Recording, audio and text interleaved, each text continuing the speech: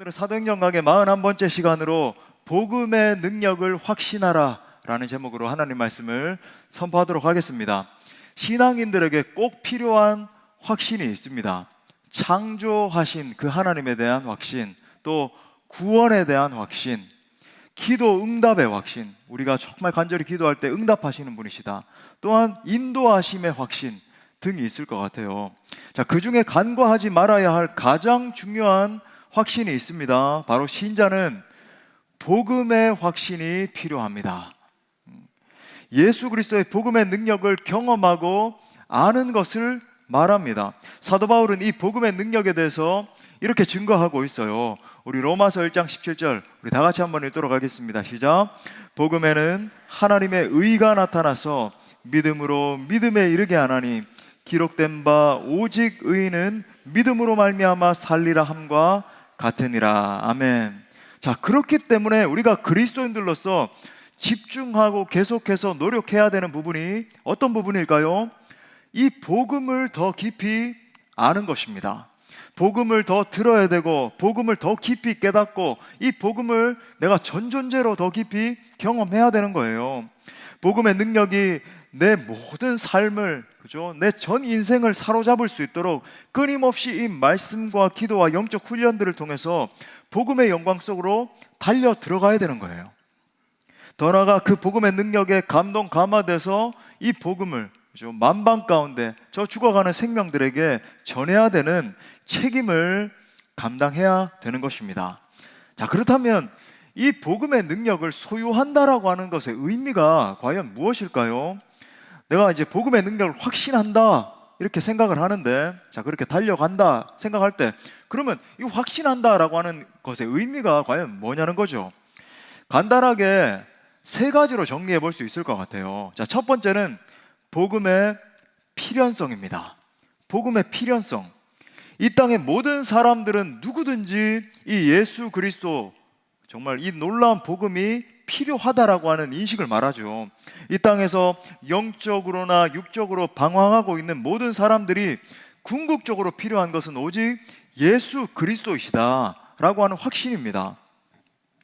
가령 어떤 사람이 이 세상을 살아가다가 이 세상이 너무 각박하고 힘겨운 세상이다 보니까 어느 날 정신적으로 너무 힘들게 되었다라고 생각을 해봅시다.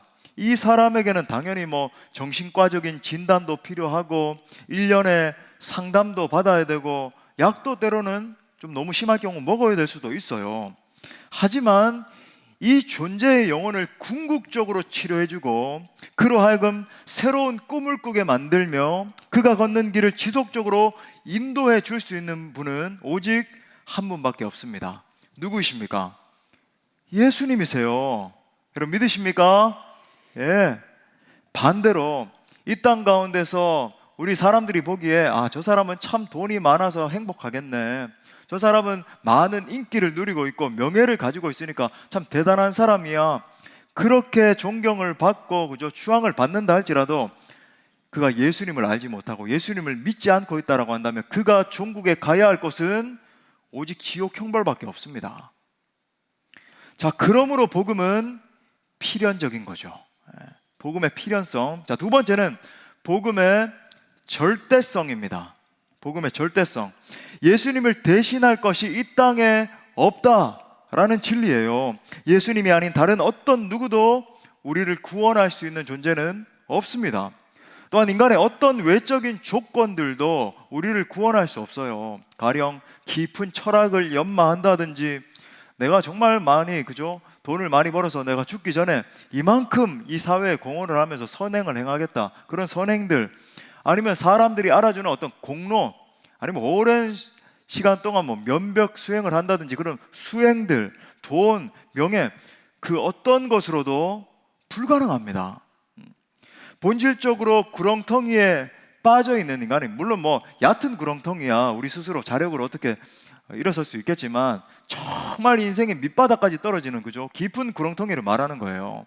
그 구렁텅이에 빠져 있는 인간은, 여러분, 정말 외부에 있는 어떤 사람이 힘이 있어서, 그만한 능력이 있어서 이 사람에게 뭔가를 내밀어 주고 그의 손을 잡아줄 때에만 여러분 나올 수 있는 거죠. 여러분, 우리를 그 끔찍한 죄와 사망의 구렁텅이에서 건져낼 수 있는 분은 오직 예수님이십니다. 대체 불가 우리 예수님, 우리 신세대들이 요즘 많이 이야기하는 대체 불가 예수님인 거예요. 여러분, 그 성철 스님 아시죠? 예. 그가 장좌불화라고 눕지도 않고 무려 10년 동안이나 수행을 했다 그러잖아요. 그 뭐 세계에서 최고라 그래요, 그 기록이. 근데 여러분, 그 수행 끝에 뭐라 그랬습니까? 산은 산이요, 물은 물이고, 마이크는 마이크이고, 의자는 의자고. 여러분, 이게 뭡니까? 이거 약간 제정신이 아니었던 것 같아요. 내가 보기에는 뭐 그를 폄하하기 위해서 하는 게 아니라, 여러분, 그 또 말을 듣고는 뭔가 저게 심오한 뜻이 있을 것이다. 아무것도 없어요. 그냥 딱 이래 놨는데 산이 보이니까 산은 산이고. 나중에 여러분, 그가 죽을 때 뭐라고 했습니까? 신문에서 그죠, 대서특필했잖아요. 나는 이제 죽어서 지옥에 간다. 여러분, 예수님 없는 인생의 결말이죠. 자, 세 번째는 복음의 완전성입니다. 복음의 완전성. 누구든지 예수님을 믿기만 하면 구원받는다라고 하는 진리예요. 예수님의 이름의 능력이 조금 모자라기 때문에 다른 뭔가가 추가적으로 더 필요합니까? 더 많은 공덕을 쌓아야 되고 뭔가 더 에너지를 보충해야 되고? 아니죠. 오직 예수님만으로 충분한 거예요. 내 평생 그 하나로 충분해요. 우리 찬양하는 것처럼 충분하다. 여러분, 이것이 사도 바울이 증거하는 복음의 메시지의 핵심 아니에요. 자, 우리 로마서 10장 9절도 이 복음의 충분성에 대해서 우리 같이 읽겠습니다. 시작. 내가 만일 내 입으로 예수를 주로 시인하며 또 하나님께서 그를 죽은 자 가운데서 살리신 것을 내 마음에 믿으면 구원을 받으리라. 할렐루야. 여러분, 이처럼 복음의 필연성, 복음의 절대성, 복음의 이 완전성, 충분성을 확신하는 것이 너무나 중요하다라고 하는 거예요. 자, 그래서 오늘도 말씀을 통해서 이 사도 바울의 행적을 통해서 확인할 수 있는 이 놀라운 복음의 능력을 다시 한번 보시면서 여러분 가운데 확신하는 시간 될 수 있기를 바랍니다. 나아가서 그 복음의 능력을 지닌 자로서 담대히 복음을 전하기에 부족함이 없는 성도들로 겸비되는 시간 될 수 있기를 간절히 축복합니다. 자, 크게 두 가지로 살펴보겠습니다. 첫 번째는 복음의 능력에 대한 신뢰는 어떠한 상태에 있는 영혼이라도 구원합니다. 자, 다시 한번 따라해 보겠습니다. 복음의 능력에 대한 신뢰는 어떠한 상태에 있는 영혼이라도 구원한다. 자, 오늘 본문에 보니까 사도 바울의 선교팀이 비시디아 안디옥에서 지난주까지 이제 복음을 열심히 전했죠. 그러다가 이제 큰 핍박을 당하게 되고 이고니온에서 사역하다가 또다시 핍박 가운데 도망치게 돼요. 그러니까 사도 바울의 행적을 가만히 보면 계속 핍박이 이어져요. 이게 정말 쉽지 않은 여정이었습니다. 그러다가 지금 오늘 우리가 읽은 본문에서 당도한 곳이 루스드라잖아요. 그러면 루스드라가 어딘가 한번 지도를 준비했습니다. 보세요. 예, 여기입니다.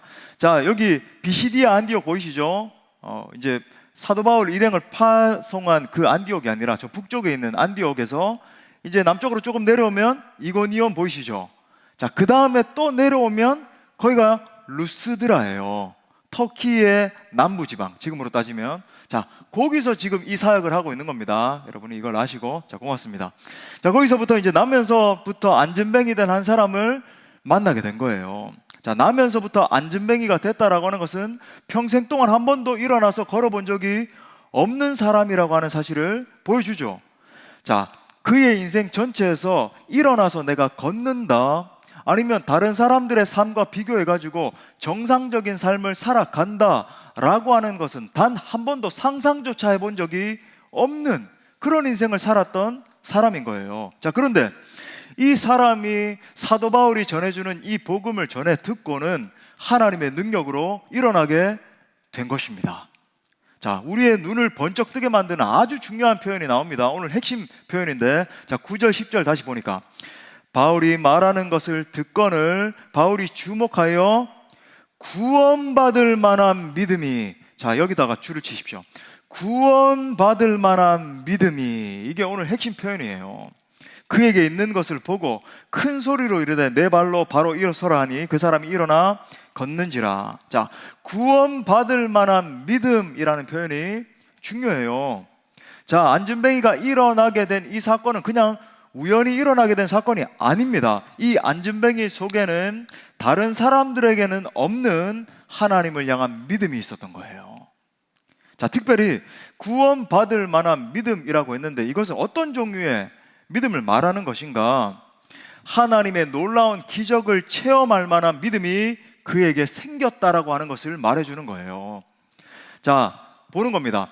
자, 사도 바울 일행이 와가지고 사도 바울이 지금 복음을 증거를 하는데 이 사람이 이 복음의 말씀을 들으면서 지금 저 사람이 증거하고 있는 예수 그리스도의 복음을 듣고 있자 하니까 저 예수 그리스도의 복음에 능력이 있구나. 내가 복음을 붙들고 하나님을 붙들면 내 이 비천한 상태에서부터 해방될 수 있겠구나라고 하는 믿음이 그에게 임한 거예요. 사도 바울이 지금 영안을 떠서 그의 믿음을, 그것을 본 거예요. 저는 사도 바울의 지금 이 마음이 어떠한 마음, 어떠한 영감인지를 정확하게 알고 있습니다. 사람들의 병 낫기를 위해서 기도해 줄 때 제가 아주 중요하게 생각하는 것이 있거든요. 그것은 뭐냐면 저의 믿음과 그 기도받는 사람의 믿음이 만나는 거예요. 제 믿음만 있어서 되는 것도 아니고, 그죠? 그 사람의 믿음만 있어서 되는 게 아니라 저의 믿음과 그 기도받는 사람의 믿음이 동시에 작용을 해서 만나는 겁니다. 여러분, 제가 아무리 마음을 다해서 사력을 다해 기도를 한다 하더라도 기도를 받는 사람의 이 마음 가운데 믿음이 하나도 없다라고 한다면 하나님의 역사가 나타날 수가 없어요. 그래서 저는 반드시 기도를 해주기 전에 어떤 집회라든지 어느 중간에 들어온 사람인 것을 제가 이렇게 보잖아요. 아니면 이렇게 믿음이 별로 없다 싶으면 질문을 합니다. 당신이 정말 예수 그리스도를 나의 구주, 나의 하나님으로 영접했습니까? 복음의 내용을 알고 있고 그것을 정말로 나의 복음으로 받아들이셨습니까? 질문을 하고, 그렇지 않으면 기도는 빨리 해줘야 되면, 시간이 있다 그러면 간단하게라도 이 복음을 전하고 난 다음에 믿음을 확인하고, 그 다음에 구원받을 만한 믿음이 있는가를 확인을 하고 기도를 해줘요. 그럴 때 역사가 나타나든지 그러는 것이. 자, 그런데 믿음으로 기도를 받았을 때는 하나님께서 우리 인간의 어떤 능력, 인간의 예측을 뛰어넘는 놀라운 기적의 역사를 베풀어 주시는 것을 보는 거예요. 자, 이 구원받을 만한 믿음을 확인한 사도가 그 안진뱅이를 향해서 지금 큰 소리로 외칩니다. 10절 중반에 보니까 내 발로 바로 일어서라 명령하는 거예요. 그러자 그 사람이 일어나 뛰며 걸었다라고 합니다. 놀라운 역사가 일어난 거죠. 자, 그렇다면 이 안진뱅이에게 언제, 어떻게 이 같은 구원받을 만한 믿음이 임했는가라는 거죠. 그냥 저절로 어쩌다가 이 믿음이 임하게 된 걸까요? 그렇지 않아요. 자, 사도 바울이 전하는 하나님의 말씀, 생명의 복음을 들었을 때였습니다. 복음을 전하자 그 말씀의 능력이 이 안진뱅이의 심령 가운데 임하기 시작했고, 그 말씀의 능력이 작용을 한 거예요. 영어로 working하기 시작한 겁니다. 그러니까 결국 이 사람의 중심 가운데 구원받을 만한, 이 사람의 비천한 상태에서 고침받을 만한, 그죠? 하나님이 영적인 자유함을 주시고 치유를 주시고 회복을 주시고, 그래서 이전에 살아왔던 삶과는 완전히 다른 상태에서 하나님의 기쁨을 누리면서 자유를 누리면서 살만한 그런 상태가 임할, 그 구원을 향한 믿음이 이 사람의 마음 가운데서 샘솟아나기 시작했다라고 하는 거죠. 자, 9절 말씀 보세요. 자, 9절을 상반절 다시 보니까 바울이 말하는 것을 어떻게 했대요? 듣거늘. 여러분, 사도 바울이 말씀을 증거할 때 그 말씀이 휙휙 지나갔습니까? 아니면 대충 들었습니까? 저 사람이 어떤 일을 행하나 한번 구경해보자, 이런 태도로 들었나요? 아니에요. 이 사람은 지금 사도 바울이 말씀을 증거할 때 그걸 유심히 들었어요. 사모하는 마음이 생겼을 거예요. 하나님, 저 말씀이 저에게 임하게 하여 주옵소서. 하나님, 저 말씀이 지금 이때 떨어질 때에 제 심령이 새롭게 되고 내 이 비천한 삶이 완전히 뒤집어지는 역사가 일어나고, 내 가정에 새로운 일들이 일어나고, 내 직장에 하나님의 새로운 회복의 역사가 임하고, 그런 갈망하는 마음으로 듣거늘, 그때 사도 바울이 주목하여서 구원받을 만한 믿음이 그에게 있는 것을 확인하게 된 것입니다. 여러분, 이 안진뱅이는 말씀이 귀와 영혼에 들리기 시작했어요. 그러자 이 말씀이 그에게 새 능력이 되고 새 소망으로 넘치기 시작했어요. 급기야 하나님이 자기 자신을 고쳐줄 것에 대한 믿음과 확신이 생기게 된 것입니다. 사도 바울은 이러한 이 믿음이 작용하는 원리, 여러분, 믿음이 작용하는 원리가 있는 거예요. 이에 대해서 로마서에서 이렇게 증거합니다. 자, 로마서 10장 17절, 아주 중요한 구절이죠. 우리 다 같이 읽겠습니다. 시작. 그러므로 믿음은 들음에서 나며. 아멘. 여러분, 믿음은 언제 생긴대요? 계속 말씀을 들을 때. 근데 그 뭘 들어야 돼요? 하나님의 말씀을 들을 때에 이 믿음이 생기는 것이다. 우리 속에 믿음이 언제 형성되는가?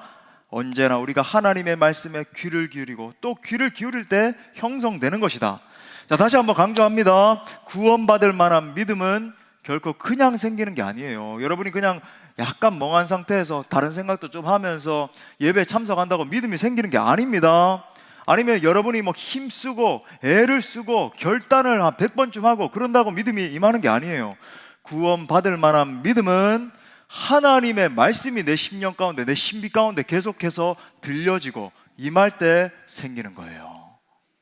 하나님의 말씀이 그 마음속에 지속 반복적으로 뿌려질 때 자꾸만 이 믿음이 처음엔 작은 믿음이었는데 점점 더 커지고 점점 더 커지고 점점 더 커지고, 그러므로 내 삶 속에서 하나님의 역사를 체험하는 믿음을 가지려면 어떻게 해야 되는가? 당연한 원리죠. 하나님의 말씀에 적극적으로 여러분 귀를 기울이셔야 됩니다. 하나님의 말씀이 내 마음속에 계속 뿌리를 내리도록 적극적으로 읽고, 우리 경건훈련 하잖아요, 그죠? 그 다음에 듣고, 들을 때 하나님 저 말씀이 저에게 임하게 하여 주옵소서. 그냥 오는 게 아니라 오늘 뭐 목사님 말씀 잘 준비하셨나? 이게 아니라 저는 참 부족한 설교자지만 나름 열심히 합니다. 기도하면서 하나님 제게 영감을 주십시오. 말씀을 깨달아 알게 해주십시오. 더 깊이 전할 수 있도록 몸부림치면서 그렇게 준비해요. 이제 여러분 차례죠. 여러분이 하나님이여 저 말씀이 그냥 땅에 떨어지는 말씀이 아니라 제 신비에 임하게 하여 주옵소서. 내 삶을 저 말씀이 뒤덮게 하여 주옵소서. 또한 여러분 묵상하는 거죠. 매일의 삶 가운데, 그죠? 여러분 막 생명의 삶 붙들고 묵상 본문 붙들고 관찰 해석 적용하면서 하나님이여 이 말씀이 날 다스리는 역사 일어나게 해달라고 매일매일. 또한 여러분 말씀을 연구하셔야 돼요. 양육 훈련에 여러분 적극적으로 기쁨으로 참여하셔야 되는 이유가 여기 있는 거죠. 이 말씀이 과연 어떠한 의미인가 베레아 사람들처럼 연구하고 그렇게 하는 거예요. 더 나아가 우리가 복음을 담대히 전해야 되는 이유도 바로 이것 아니겠습니까? 여러분 이 세상 사람들의 영적인 상태를 사실 살펴보면 사실상 성경의 진리를 전혀 모르고 있다라고 해도 과언이 아닙니다. 아니 목사님 무슨 말씀이세요? 말씀 이렇게 정보에 대해서 많이 알고 있는 분들 계시던데, 여러분 그 영혼이 예를 들어서 복음에 대해서 듣지 않는 어떤 영혼이 있다라고 칩시다. 뭐 어려서부터 몇 가지 들어본 적이 있을 수 있고 그가 뭐 성경을 비평하기 위해서 성경을 읽어본 적이 있을 수도 있어요. 하지만 여러분 이 죄와 이 죄의 심각한 끔찍한 결과를 정말 알고 있다라고 한다면 그가 그 상태에 그냥 머물러 있을 수 있을까요? 여러분 그 죄 문제를 해결 받지 않으면 영원한 심판이 기다리고 있다라고 하는 사실을 안다면 여러분 그가 그냥 그 상태에 자기 자신을 방임하고 있을 수 있을까요? 또한 예수 그리스도가 그죠? 주와 우리 살아계신 우리를 구원하실 수 있는 유일한 분이다라고 하는 진리를 알고 있다라고 한다면 그냥 있을 수 있을까요? 물론 얼핏 그냥 성경에 대한 정보, 어떤 진리에 대한 정보에 대해서 들어본 적이 있을 줄 모르겠지만 사실상 그 진리에 대해서는 전혀 알지 못하고 있다라고 봐도 무방한 거예요. 오늘 안진뱅이의 경우와 같이 세상 사람들은 자신의 문제를 궁극적으로 해결할 방법을 결코 알지 못하고 있습니다. 그래서 여러분 돈을 축적하고 명상을 하면서 뭐 음악 들으면서 막 이렇게 앉아있고 그죠? 세상 유의를 쫓아서 이 마음의 공허를 채워보려고 발버둥을 치는 거예요. 그렇게 아무리 발버둥을 치고 쳐봐도 그 끝은 심한 공허와 번민과 갈등뿐입니다. 자, 지금 사도 바울 일행이 한번 보십시오. 성경이 증거하고 있잖아요. 가는 곳마다 핍박이 있고 정말 상상을 초월할 정도로 어려움을 있었는데 아니 우리 같으면 뭐 저렇게까지 어려움을 당하는데 복음을 전하고 있어? 왜 포기하지 않는 거야? 여러분 왜 그렇게 열심을 다해서 사력을 다해서 복음 선교 사역을 하고 있다라고 생각하십니까? 그 죽어가고 있는 영혼들에게 예수가 그리스도라고 하는 이 복음이 임해야만 저 영혼이 살 수 있다라고 하는 그 복음에 대한 확신이 있기 때문에 전하지 않고는 견딜 수 없는 거예요. 오늘 이 안진뱅이에게도 다름이 아니라 예수 그리스도 이 생명의 복음이 그를 일으킨 겁니다. 바울이 전한 복음은 그의 영혼을 전율케 한 거죠. 결국 자리를 들고 일어날 힘을 주었고 자신의 절망을 끝내는 기적을 준 것입니다. 여러분 이것이 바로 말씀의 능력, 복음의 능력인 줄 믿습니다. 여러분 말씀의 능력은 엄청난 거예요. 여러분 말씀을 들으실 때 하나님의 능력을 제한하지 마시길 바라요. 우리가 믿는 하나님은 전능하신 분이십니다. 말씀이 임할 때 어떤 치유, 어떤 고침, 어떤 내 삶의 회복도 일어날 수 있는 거예요. All things are possible in the name of Jesus Christ. 예수 그리스도 이름 안에서는 불가능이 없는 거예요. 마찬가지로 여러분 우리도 사도 바울처럼 이 놀라운 복음을 전해야 됨이 마땅하지 않겠습니까? 우리가 여러 가지 수고와 비용을 감내하면서 이제 전도 축제를 하거든요. 이제 행축을 하는 목적도 바로 이것 때문이에요. 뭐 그렇게 재정을 써서 준비를 하고 그죠? 우리 사비를 털어서 밥을 사주고 뭐 롤케이크도 사주고 왜 그렇게 해야 됩니까? 이 이유 하나 때문이죠. 슬픔과 절망에 빠져있는 저 영혼에게 복음을 들려줘야 되기 때문에 지금껏 아무도 알려주지 않아서 사망의 그늘에서 사실 그가 뭐 그죠? 이 세상의 것들로 계속 채우고 뭐 이러는 거 전부 다 공허해서 그런 거거든요. 사망 상태에 있는 영혼들의 영적 실존이에요.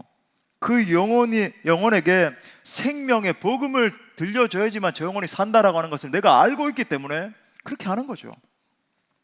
그러므로 사랑하는 형제 자매 여러분, 아직까지 이 복음의 능력을 경험하지 못한 지체들은 이 예배에 나와 있으면서 정말 뜨겁게 예수님 만나지 못한 지체들이 있을 수 있거든요. 여러분 그런 지체들은 말씀을 순수한 마음으로 듣게 해달라고 기도하세요. 하나님 이 말씀이 내 신비에 새겨지게 하여 주옵소서. 하나님 이 말씀이 나의 이 강박한 심령을 뒤집어 놓는, 하나님 나의 이 불안하기 짝이 없고 염려가 가득하고 절망이 가득하고 우울이 가득한데 하나님 내 심령이 하나님의 말씀으로 뒤집어지는 역사가 일어나게 하여 주옵소서. 그런 갈망의 마음으로 여러분 들으셔야 돼요. 더불어서 여러분 그 복음의 능력을 담대히 증거할 수 있는 복음의 증인들 다 되시기를 축복합니다. 자, 두 번째는 복음의 최종 목적은 하나님께로 돌아오게 하는 것입니다. 또 따라합시다. 복음의 최종 목적은 하나님께로 돌아오게 하는 것이다. 자, 안진뱅이가 일어나는 이 기적을 보자 주변에 있던 사람들이 굉장히 놀랐어요. 자, 11절에 보니까 무리가 바울이 한 일을 보고 루가오니아 방언으로 소리질러 이르되 신들이 사람의 형상으로 우리 가운데 내려오셨다 하여. 갑자기 제우스 신전에 있던 이 제사장들과 그 주변에 있던 많은 사람들이 막 쫓아나와가지고 두 사람 앞에 엎드려가지고 제사를 지내려고 그러는 거예요. 예배를 드리려고 그러는 겁니다. 이 사람들이 이제 신인 줄 알고, 그때 이제 바울과 바나바가 정신이 막 번쩍 들면서 옷을 찢고 무리 가운데 막 뛰어 들어갔다 그러잖아요. 여기서 이제 옷을 찢었다라고 하는 표현은 신성 모독에 대한 아주 강한 혐오감을 드러내는 그런 행위입니다. 가령 우리가 복음서에서 예수님이 당신 자신을 향해서 나는 하나님의 아들이다 이렇게 표현을 할 때 옆에 듣고 있던 바리새인들이 자신들의 옷을 찢고 막 분노하면서 예수님을 소위 해꾸지하려고 그러는 그런 장면 나오잖아요. 그죠? 똑같은 그런 장면이에요. 자, 이 두 사도가 자신들의 막 옷을 찢으면서 막 비탄한 마음으로 옷을 찢으면서 우리는 하나님이 아니다, 신이 아니다, 너희와 똑같은 성정을 지니고 있는 사람이다라고 외치면서 이제 하나님의 자리를 빼앗지 않으려고 막 그렇게 한 거죠. 그러면서 자신들이 복음을 전하는 궁극적인 이유를 이야기합니다. 자, 15절에 보니까 이렇게 말해요. 이르되 여러분이요 어찌하여 이러한 일을 하느냐, 우리도 여러분과 같은 성정을 가진 사람이라. 우리 여러분에게부터 같이 읽겠습니다. 시작. 여러분에게 복음을 전하는 것은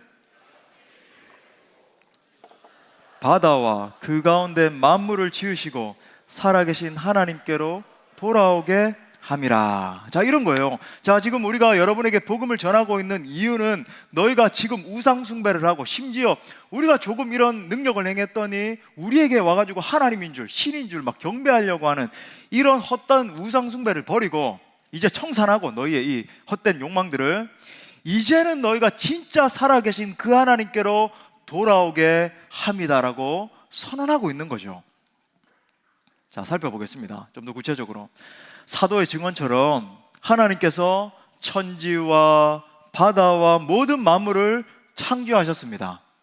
그리고 누굴 창조하셨어요? 흙으로 사람을 지으사, 그죠? 하나님이 이제 사람을 창조하셨어요. 근데 특별히 이 사람을 창조하실 때 다른 피조물들과는 구분이 되게 하나님의 형상대로 창조하셨어요. 이걸 라틴어로 imago Dei, 영어로는 the image of God, 그죠? 하나님의 이미지대로. 이건 무슨 말이냐면은 하나님의 성품이 부어진 자로, 하나님의 성품을 반영하는 자로 지었다라고 하는 거죠. 자, 이거 신학적 용어인데 한번 따라해 볼까요? 하나님의 형상, imago Dei.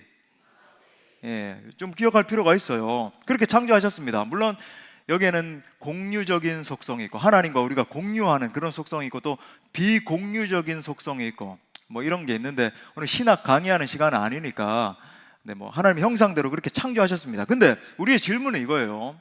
자, 그렇다면 하나님은 사람을 창조하시면서 왜 하나님의 형상대로 창조하셨냐는 거죠. 왜 당신의 숨결을 불어 넣으셨는가? 그죠? 그 코에 생기를, 당신의 숨결을, 당신의 영을 불어 넣으신 거예요. 왜 그렇게 하셨는가? 그 이유는 사람으로 하여금 오직 하나님으로만 살도록 하기 위함이었습니다. 다른 어떤 자원이 아니라 하나님으로만. 그러니까 하나님 안에서만 살 수 있는 거죠.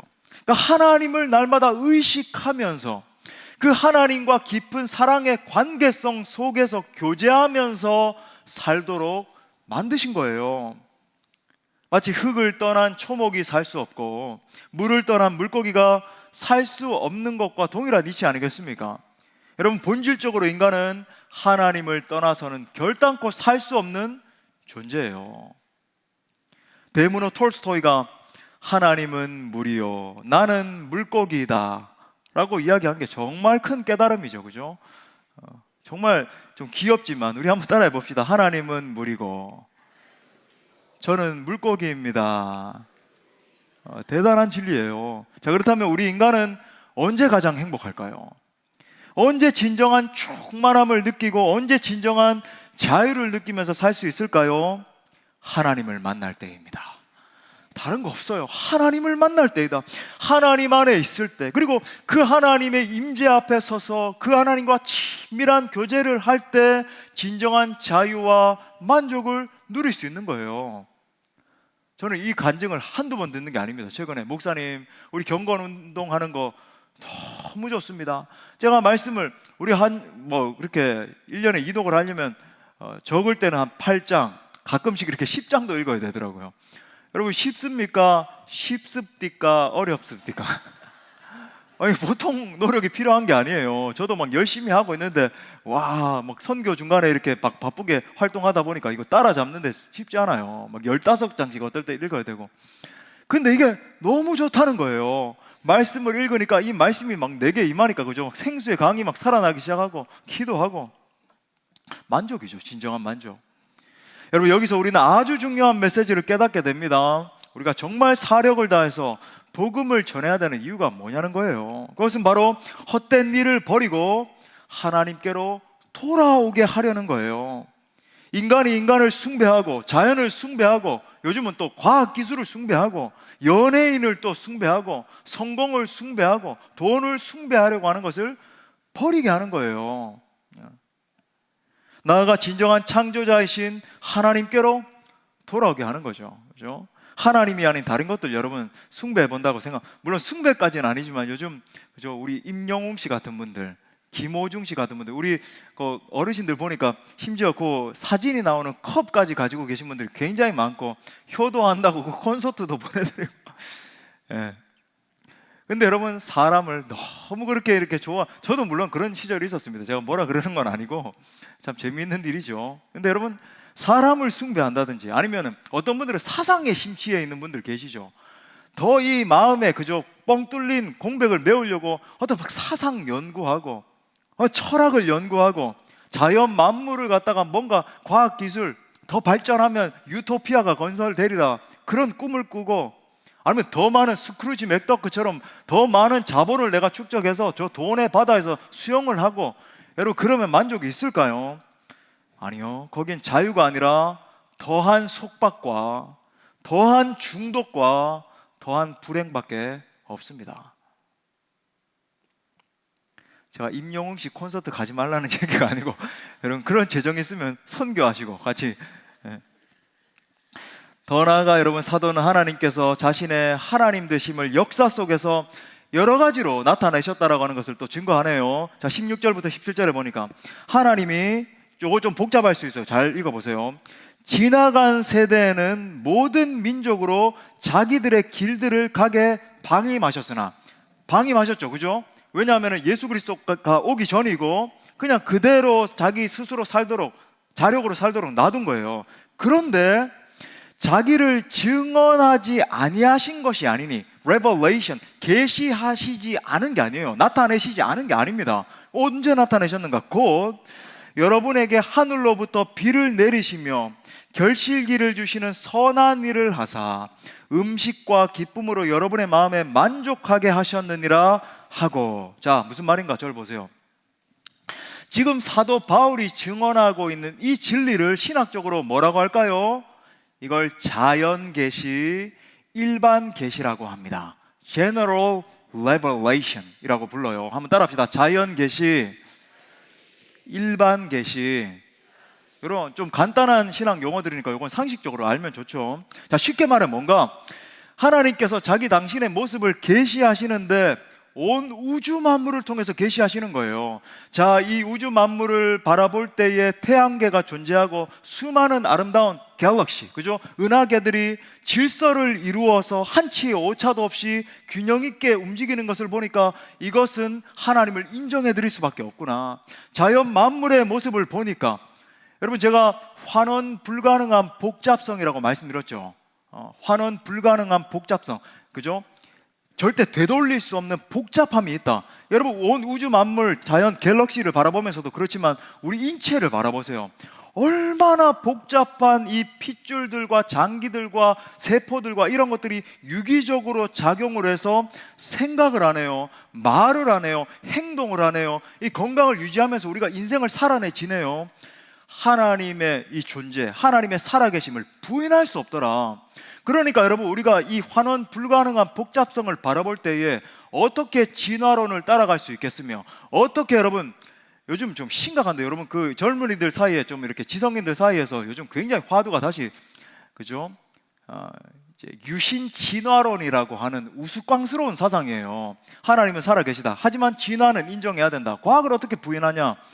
그러니까 실명 거론해서 죄송합니다만 우리 젊은이들이 그 대표 주자기 때문에 거기에 사상에 빠지면 안 되기 때문에 제가 거론합니다. 서울대 물리학과의 우종학 교수라고, 자신은 신앙이 있는 사람이라고 이야기를 하면서, 여러분 그 좀 많이 이렇게 급진적인 그런 매체를 통해서 자기가 그죠 유신 진화론을 주창을 해요. 여러분 만약에 하나님이 아담을 창조하실 때 오스트랄로피테쿠스로 창조를 하셨다면, 여러분 우리가 믿는 이 성경 자체는 다 붕괴되는 거예요. 하나님을 믿을 수 있기를 바랍니다. 살아계신 하나님, 그죠? 온 우주를 그 질서대로 경영하시는 이 놀라우신 하나님을 발견할 수밖에 없더라. 또한 역사의 진행을 바라볼 때도 그 하나님의 일반 은총을 깨달아 알 수밖에 없는 거예요. 그래서 여러분 예수님 오시기 전에도 하나님은 사람들이 자연 만물을 바라보면서 하나님의 존재를 알도록 자기 자신을 계시하셨다. 지금 사도 바울이 그걸 이야기하는 거예요. 우주가 질서 있게 운행되고 때를 따라서 비가 내리고 나무가 자라서 결실하는 것을 바라보면서, 아하, 하나님 살아계시는구나. 나중에 사도 바울이 이걸 신학적으로 이렇게 또 정리를 해요. 로마서 1장 20절에 보니까 이렇게 말해요. 창세로부터 그의 보이지 아니하는 것들, 곧 그의 영원하신 능력과 신성이 그가 만드신 만물의 그냥 희미하게 보였대요? 분명히 보였대요? 분명히 보여 알려졌나니 그러므로 사람들이 그들이 핑계하지 못할지니라. 아멘. 예. 그런데 자, 그렇다면 목사님, 그럼 예수님 오시기 전에 사람들도 예수님을 알게 되고 구원받고 뭐 이렇게 됐습니까? 안타깝게도 그렇지 못했죠. 왜 그렇습니까? 인간의 어리석음 때문에요. 우리가 타락했기 때문에 하나님은 모르고 자연만 본 거예요. 그 하나님을 바라보지 못한, 하나님은 자기 자신을 충분히 분명히 계시하셨는데 우리는 그분을 바라보지 못한 거예요. 하나님이 비를 내려주시는데 비를 내려주시는 그 하나님은 모르고 구름만 쳐다보고 비만 쳐다본 거예요. 그래서 태양을 보고 절을 하고, 우리 한국 사람들 달을 바라보면서 물 떠다 놓고 비나이다 비나이다 절을 하고, 천둥과 번개를 보고 무서워하고. 그러니까 여러분, 그리스 로마 철학 신화를 봐도 전부 다 그죠? 이 자연 만물을 갖다가 두려워 떨면서 그 자연 만물 앞에 경외하는 마음으로 엎드리고 어리석은 짓을 한 거죠. 하늘을 지으신 분, 태양과 달을 지으신 분, 나를 지으신 분이 계시다는 것을 알지 못한 거예요. 여러분, 이것이 바로 복음으로 말미암아 회복되지 않은 인간 지성의 한계입니다.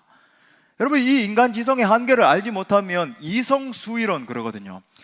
우리는 은총수이론을 따르거든요. 하나님의 은총이 우리 인간 이성보다 우위에 있다. 하나님의 은총대로 성경을 바라보고 해석하고 인류 역사를 바라보는 게 아니라 이 자유주의자들처럼 이성수이론으로, 인간의 이성으로 이 성경을 다 판단하고 있는 거죠.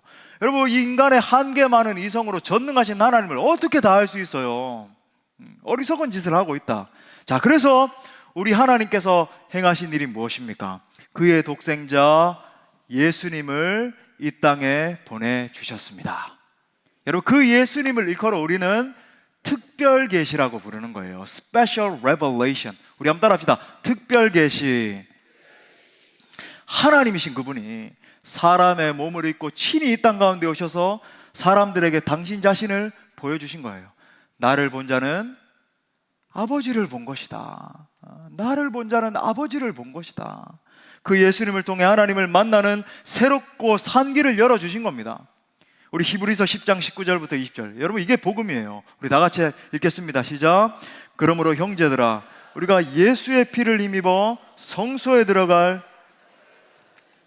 그 길은 우리를 위하여 휘장 가운데로 열어놓으신 새로운 살 길이요, 휘장은 곧 그의 육체니라. 아멘. 자, 결국 오늘 말씀을 종합하자면 사도 바울은 이렇게 선포하고 있는 거예요. 당신들은 우리를 보지 말고 살아계신 하나님을 바라보십시오. 당신들은 그동안 자연을 바라봤지만 이제는 그 자연을 창조하신 하나님을 바라볼 수 있길 바랍니다. 옛날에는 하늘만 쳐다보고 달과 별만 바라보고 나무나 큰 바위만 봤지만 이제는 그것을 지으신 하나님을 바라보십시오. 하나님이 더 이상 사람을 숭배하고 자연을 숭배하도록 내버려 두지 않으시고 하나님 자신을 보여주시기 위해서 몸을 입고 이 땅 가운데 친히 내려오셨습니다. 그분이 바로 예수 그리스도이십니다. 우리 인간들은 그분을 십자가에 못 박아 죽였지만 그분은 다시 살아나셨습니다. 그분이 바로 우리의 구원자 예수님이십니다. 사도 바울이 그것을 증거하고 있는 거예요. 사랑하는 형제 자매 여러분, 복음이 무엇입니까? 우리가 왜 이 복음을 감격하면서 이 복음 앞에 엎드려서 이 복음의 능력을 가지고 그죠? 복음을 전해야 돼요. 답을 모르고 답이 없어서 고통당하는 사람들에게 모든 문제의 해결자이신 예수 그리스도를 알려줘야 되기 때문입니다. 고린도전서 1장 21절에서 바울이 또 이렇게 말해요. 하나님의 지혜에 있어서는 이 세상이 자기 지혜로 하나님을 알지 못하므로, 우리는 알 수 없어요. 우리는 알지 못했잖아요. 실패했습니다. 하지만 하나님께서 전도에 미련한 것으로 믿는 자들을 구원하시기를 기뻐하셨도다. 여러분, 전도의 방법은 미련한 것처럼 보이지만 우리를 통해 증거되는 예수님은 결코 미련한 분이 아니십니다. 누구든지 그 예수님을 영접하고 그 이름의 권능을 힘입기만 하면 영원한 사망에서 옮겨져서 영원한 생명을 지닌 하나님의 자녀가 되는 거예요. 이것이 우리가 온 마음을 다해서 온 힘을 다해서 내 생명조차 아끼지 않고 이 복음을 전해야 되는 이유인 것입니다. 말씀의 결론을 맺겠습니다. 인간은 구원이 필요한 존재입니다. 그리스도의 복음 외에는 해결책이 없기 때문이죠. 자, 그렇다면 전해야 합니다. 전도해야 돼요. 아니, 전할 수밖에 없는 거죠. 우리 주변을 보십시오. 지금 우리 주변에는 복음을 기다리고 있는 정말 많은 사람들이 있잖아요. 고독한 사람들, 지쳐있는 영혼들, 아파하고 병들어 있는 사람들이 너무 많아요. 지난주 신문에 보니까 제가 금요일에도 말씀드렸지만 지금 우리나라 1인 가구가 2인, 3인, 4인 이렇게 복합적으로 가족들이 함께 살고 있는 가구보다도 이제 50배, 그러니까 50% 이상을 이렇게 넘어서게 될 거라는 거예요. 대부분 50% 이상의 사람들이 혼자 살고 있다. 그럼 그 사람들이 정상적인 삶을 살 수 있을까요? 물론 뭐 일부는 그렇게 할 수 있지만 고독과 외로움과 슬픔이 있고 그걸 채우기 위해서 또 다른 걸로 채우려고 죄악으로 뛰어들고 악순환의 반복이 일어나는, 여러분 그 상태가 보이잖아요. 여러분 우리 주변에만 봐도 이 복음을 몰라서 악몽에 시달리고 온갖 저주에 시달리고 점 보러 가서 그 사람도 지금 죽을 지경인데, 그죠? 그 사람 앞에 무릎 꿇고 내 점 좀 봐주세요. 우울증에 시달리고 공황장애, 절망에 시달리는 사람들이 너무 많은 거예요. 복음의 능력을 정말 깨닫고 나면 전하지 않을 수 없게 됩니다. 나를 변화시킨 복음의 능력을 아는데 여러분 어떻게 가만히 있을 수 있겠습니까?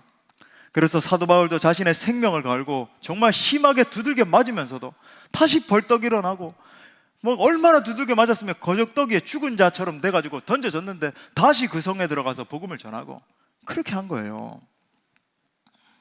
저도 지금까지 삶의 여정을 돌아볼 때 참으로 참 감사 제목 중에 하나는 모든 삶의 여정마다 복음을 전하기 위해서 노력했다는 것입니다. 내성적이고 참 수줍음이 많은 제가, 그렇게 안 보이시겠지만 제가 수줍음이 있거든요. 그래가지고 막 이렇게 하는 제가 잘 못해요. 막 가서 어떤 분들은 보면 막 와하하 이렇게 하는데 제가 이게 수줍음 때문에 못하는 거니까 여러분 오해하지 마시고. 근데 여러분 제가 이 전도와 선교에 뛰어들게 된 이유도 바로 이것 때문입니다. 복음을 전하니까 그 중에 많은 영혼들이 주님 앞에 돌아오는 것을 계속 경험하는 거예요. 제가 누구 학자에 의해 이거 들지 않더라도 정말 제가 임상적으로 보니까 한 10명을 전하면 한두 분은 반드시 나는 준비되어 있었습니다, 나는 기다리고 있었습니다, 이런 영혼들이 반드시 있어요. 어디서든, 그죠? 제가 뭐 사역을 할 때 많은 청소년, 청년들, 청소년 때도 그랬고요. 제가 막 전도 집회를 기획하고 그랬거든요. 그 당시에 군대에서도 심지어 불가능하다라고 하는 훈련소에서도 이 내무관 전체가 주님 앞에 돌아오는 역사도 일어나고, 사역을 할 때도 저는 뭐 저 2억 마일리 떨어진 유학 시절에도 전도 집회 해가지고 많은 저 막 토론토에 있는 청년들 와가지고 복음 듣고 예수 믿고 막 그렇게 했거든요.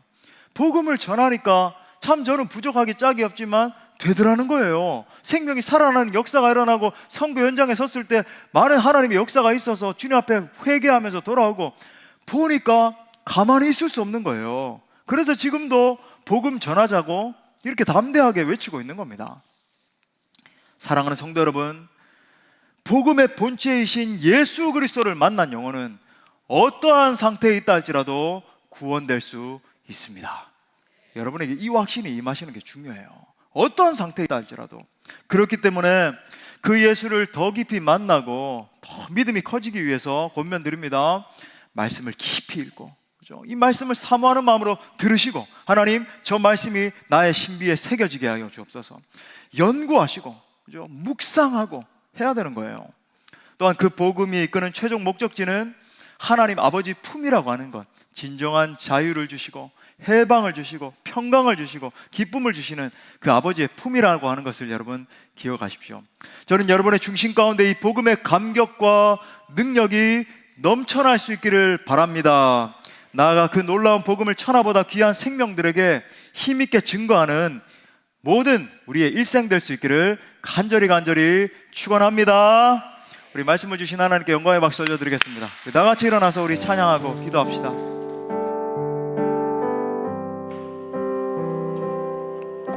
이 찬양의 가사 내용이 복음 그대로입니다. 우리 놀라운 이 복음을 선포합시다. 아버지 사랑 내가 노래해. 아버지 은혜 내가 노래해. 그 그 사랑 변함없으신 거짓 없으신 성실하신 그 사랑 상한 갈 때 꺾지 않으시는 상한 갈 때 꺾지 않으시는 꺼져가는 등불 끄지 않는 그 사랑 변함없으신 거짓 없으신 성실하신 그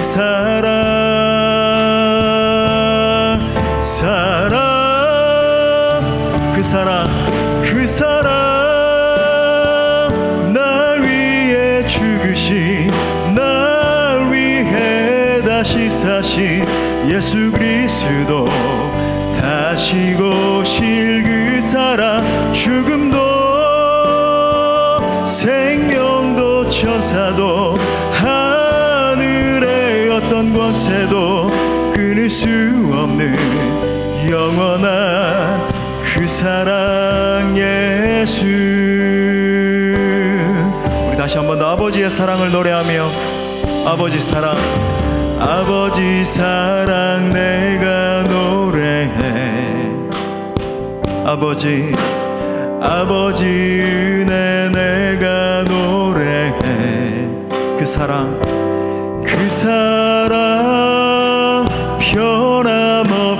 변함없으신 거짓 없으신 성실하신 그 사랑 상한 갈 때 꺾지 않으십니다. 상한 갈 때 꺾지 않으시는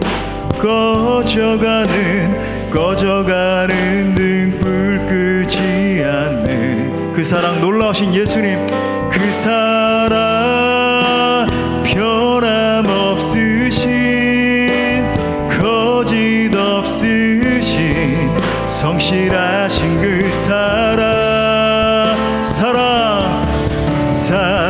우리 결단하는 믿음으로 그 사랑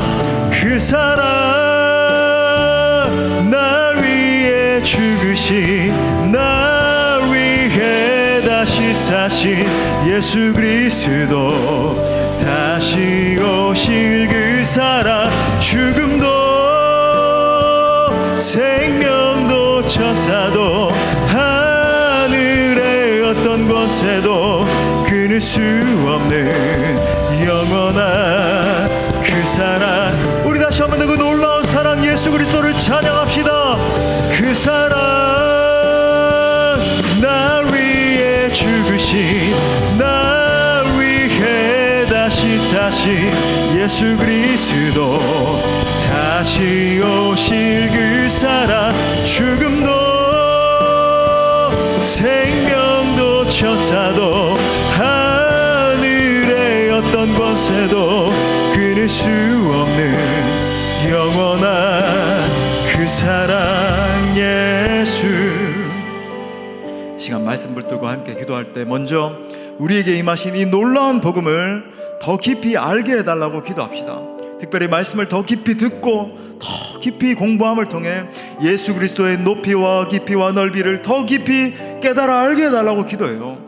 나아가 오늘 사도 바울 팀과 같이 우리에게 임하신 이 놀라운 복음을 내 주변과 만방에 전하는 사명을 감당하겠다고 우리 결단하며 기도합시다. 진정 내 사랑하는 가족과 이웃과 죽어가는 열방의 영혼들에게 필요한 것이 예수 생명이라고 한다면 내 목숨까지도 아끼지 않고 복음을 위해서 살겠다고 결단합시다. 살아계신 하나님 말씀을 더 깊이 듣고 공부함으로 말미암아 주 예수님을 더 깊이 만나기를 원합니다. 또한 내게 임하신 이 놀라운 복음을 만방에 선포하는 사명을 잘 감당케 하여 주옵소서.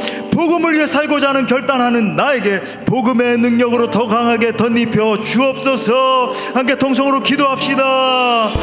주여 하나님 기도하며 나아갑니다.